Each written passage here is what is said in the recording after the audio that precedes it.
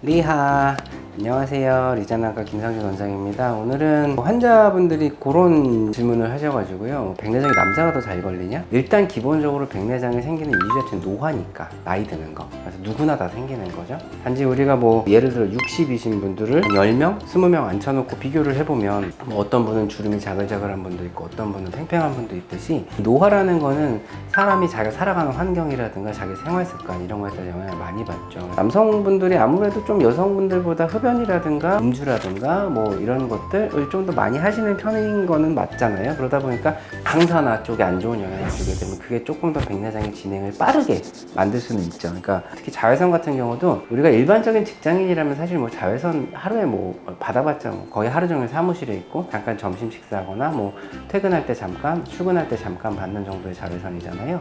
사실은 이 정도 자외선으로는 눈에 문제를 일으키긴 상당히 너무 양이 적습니다. 근데 예를 들어 뭐 바닷사람이야? 그래서 하루 종일 배를 타요? 그런 데는 엄청 햇살이 세잖아요. 하루 종일 자외선을 받겠죠? 취미로 뭐 나는 주말마다 낚시를 가 라든가 아니면 겨울에 스키장 같은 경우도 눈에 반사되는 햇빛이 엄청 세거든요. 겨울에 스키 좀 타신 분들은 아시겠지만 고글만 빼고 나머지는 다 시커멓게 변해 있잖아요. 자외선이 엄청 센 거거든요. 자외선에 되게 노출을 많이 받는 상황들이 되게 잦은 사람이야 라고 한다면 그것도 실제로 백내장 진행에 영향을 줄 수가 있습니다. 일상적인 생활에서 받는 정도의 자외선 정도로는 백내장이 생기기 좀 힘들다는 거죠. 백내장뿐만 아니고요, 뭐 이런 생활 습관들이 다 우리 안과에 생기는 질환들이 다 영향을 줘요. 황반변성 녹내장 초기에는 증상이 없죠. 거의 백내장도 마찬가지고 녹내장도 마찬가지고 사실은 증상이 없어요. 그러다 보니까 환자분들이 그냥 좀 늦게 오셔서 일찍 치료하셨어야 됐을 것 같은데 왜 안 오셨어요? 이러면 대부분 하시는 말이 나이 들어서 그냥 안 보이는 줄 알았다.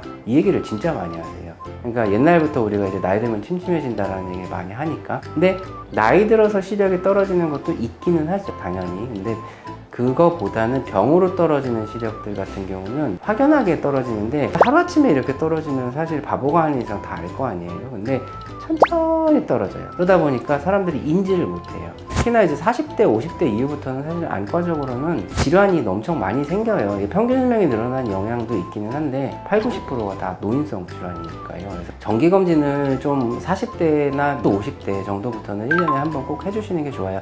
대부분 환자분들이 안과에 안 오시는 이유는 뭐 잘 보이는데 사는데 문제 없는데, 근데 그러면서 병은 점점 진행하거든요. 그러다가 어느 순간 왜 이렇게 안 보여?